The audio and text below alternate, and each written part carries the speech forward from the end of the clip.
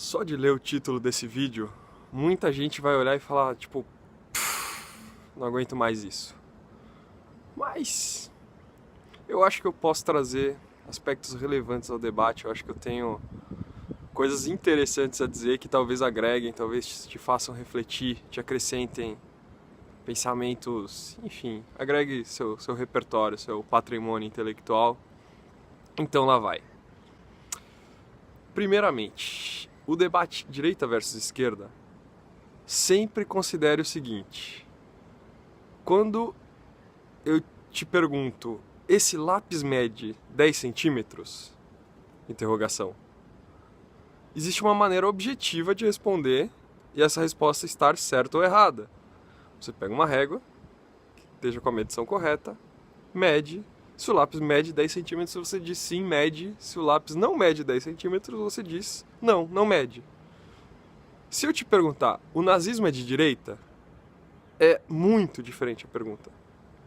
Porque direita e esquerda não são objetivos como são as medições ou os padrões de medida. Dizer que o nazismo é de direita ou de esquerda depende do que você considera direita e esquerda. Isso não é objetivo. Os termos surgiram lá na França, na época da Revolução Francesa, e o debate naquele momento não tinha nada a ver com as coisas que nós debatemos hoje. Era manutenção de império, de privilégios dos monarcas e dos amigos dos monarcas. Isso não tem nada a ver com as coisas que são debatidas hoje. Então, primeira coisa, debates de esquerda e direita, se você adotar uma postura de eu tenho certeza que o nazismo é de esquerda, eu tenho certeza que o nazismo é de direita, para, meu. Para, você tá sendo mó bobão. Para com isso. Não tem nada a ver, entendeu? Ó, eu vou colocar aqui o exemplo do nazismo, que é o grande debate.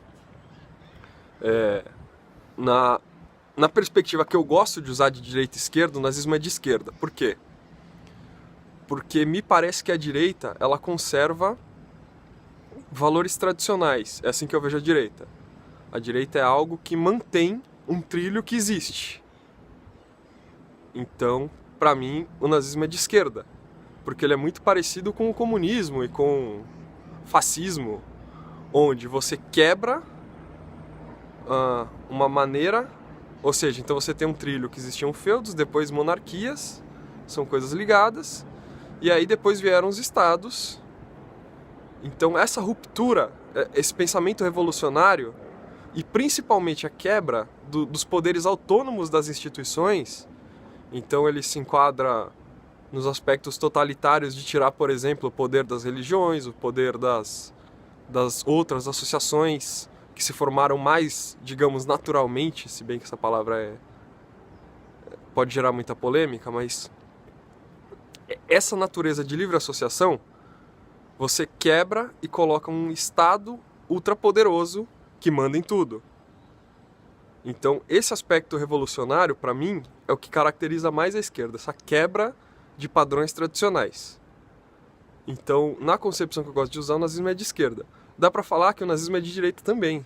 Então, não tá errado o cara que fala, basta ele usar os critérios certos. Ele pode dizer que o nazismo é de direita, porque se você considera a direita, e faz sentido essa forma de consideração, se você considerar que a direita ela mantém círculos fechados de poder e ela gosta de isolar, separar e segmentar as pessoas, então faz muito sentido dizer que o nazismo é de direita. O nazismo ele tinha tudo a ver com higiene, com limpeza. Inclusive o próprio Hitler era um cara que tinha mania de limpeza. Então a melhor maneira de se explicar o nazismo é como uma mania de limpeza.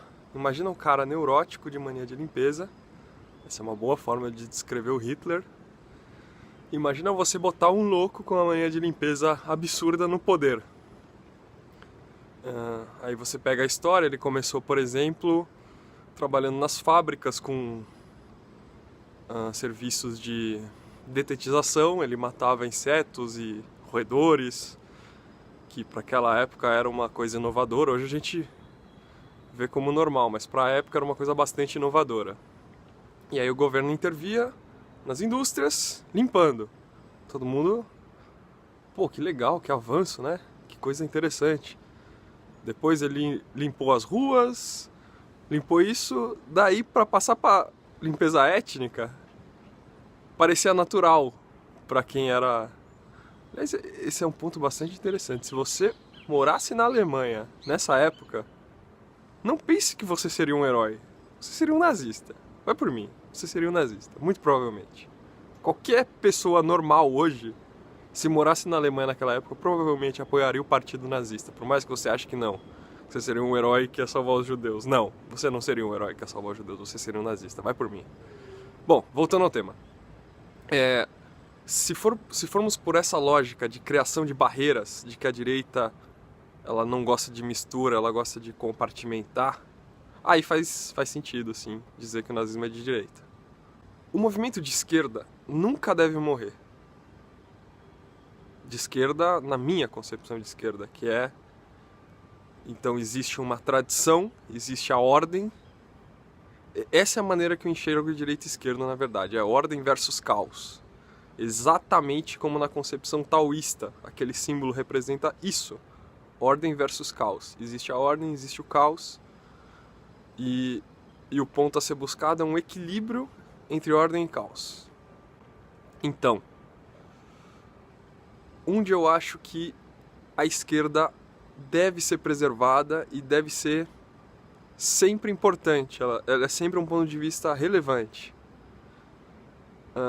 Tem a ver com a distribuição de Pareto, que é um matemático italiano que chegou à seguinte conclusão: qualquer produção humana, todas elas estão submetidas a uma regra matemática que é a raiz quadrada do número de pessoas que fazem uma coisa terá a metade da produtividade dessa coisa.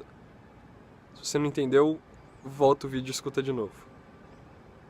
Isso quer dizer que se 10 mil pessoas estiverem fazendo música, 100 pessoas vão ter metade da audiência. E se você pegar dessas 100 pessoas e aplicar de novo a mesma regra, então 10 pessoas têm metade da metade, 25% vai estar em 10 pessoas, sendo que tem 10 mil fazendo. Isso é uma coisa que não é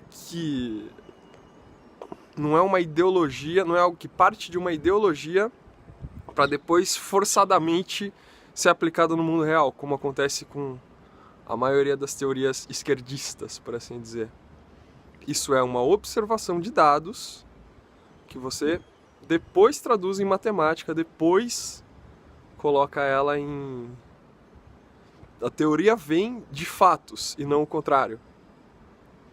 Não são teóricos tentando gerar fatos ou tentando fazer força para enquadrar a realidade numa teoria antes prevista, que é um dos grandes problemas da esquerda. Mas voltando, onde a esquerda é mais saudável é em evitar que a desigualdade se expanda. Porque qualquer país muito desigual, a criminalidade entre homens, ela dispara. Isso é um grande perigo de sociedades, digamos, de um viés muito direitista, por assim dizer.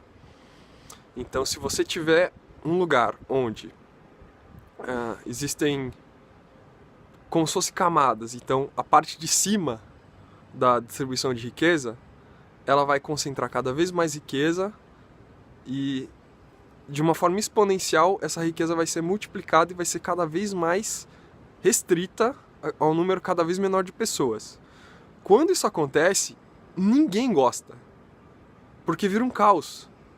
Porque, principalmente os homens, a criminalidade entre os homens que estão na parte de baixo, o cara fala, pô, então quer dizer que mesmo que eu estude, mesmo que eu me esforce, mesmo que eu trabalhe, mesmo que eu batalhe, eu não vou sair dessa miséria e vou ter que ficar olhando aqueles riquinhos, aqueles playboys desfilando no carrão e tendo todos os frutos, todos os benefícios.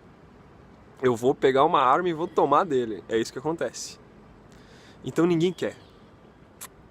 Que exista uma preocupação em que essa distribuição de Pareto... Porque é o seguinte, quando você tem uma sociedade equilibrada, a tendência é que ela se mantenha equilibrada.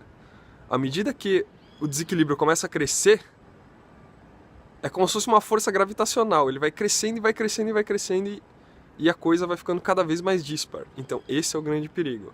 E esse é o ponto em que o pensamento, o viés de esquerda, ele tem que ser mantido, na minha visão.